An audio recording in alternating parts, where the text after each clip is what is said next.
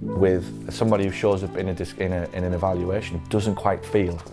You know, when you get them, they're just still a little hard and they haven't been broken down and they're still a little bit cold.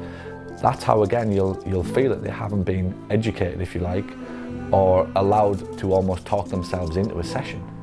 And that's pretty profound if you understand what that means.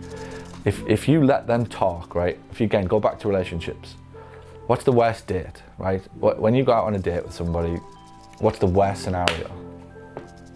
What's the worst, what would define a crappy date? Talking about themselves is really, right? So if I go out on a date, I'd never get a second one if I just sit there and go, I do this, and this. But if I just sit there with a bottle of wine and go, tell me more, that sounds good, tell me more, and more, the girl literally talks her way in to your life, or the other way. You've listened your way into their life. Because for the first time, somebody is listening. The next day, that girl would wake up and think, I really like that guy, he's very interesting. And it's like, well, I actually said jack shit. Like, I didn't say anything. Like, all I did was actually just listen and show an interest in your life.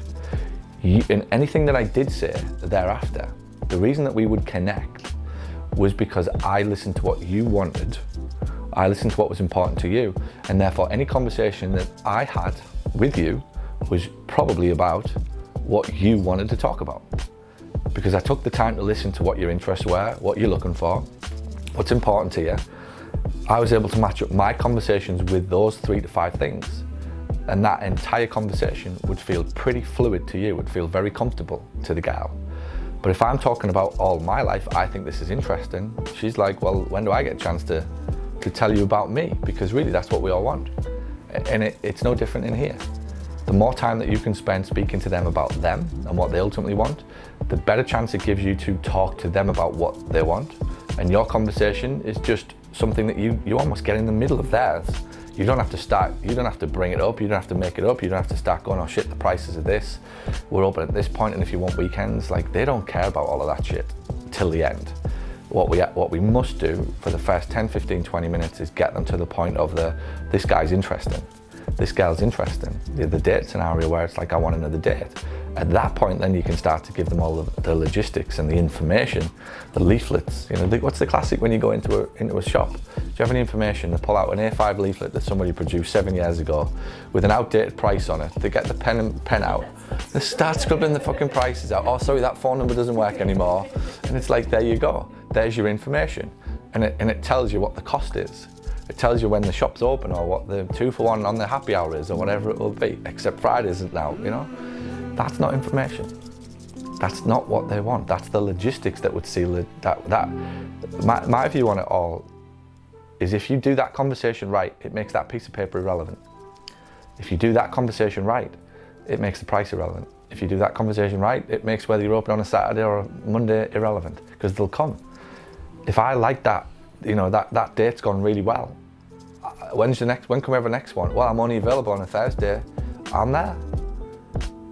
Whereas if it's like, I'm not quite sure about the date, it's like, well, can you do next Friday? No, oh, I'm busy. All right, well, I'll get back to you and we'll see how it goes. But you'd move heaven and earth if the first conversation goes well, yes or no, with everything in life. So you can conclude from that it really isn't the money, it isn't the time, it isn't you're only open on a Sunday, or you're only open at this time and I'm not available. It's that you didn't make a deep enough connection with me on that first phone call, in that first session, that made me want to see past any other option that I might have on Thursday, or any other commitment that I've got on Thursday to come and see you. And again, none of this is earth-shattering, none of this is, you know, tactical, how to say this or how to say that, but it's the basics that often get overlooked, because in the heat of the moment, when somebody does open the door, when that phone does ring, and they belt down the phone with, what's the price, how does it work, and you're like, oh shit, well, it works like this, and you get so logical and so tactical very, very quickly. Something has to kick in to go, tell me more about you. What are you looking for? In order for me to give you the best, if you want information, in order for me to give you the best information, I need to know a little bit about what you need, and set off on a journey. And you'll see from that, if you like, and that's where I'm going with this, the foundation of that, that is the foundation of all of this. Thanks for watching this video, and if you found it helpful, and if you now find yourself thinking, I wonder what else this person can help me with, head over to paulgough.com/books, where you can find my best-selling books, which will show you how to add more profit to your practice.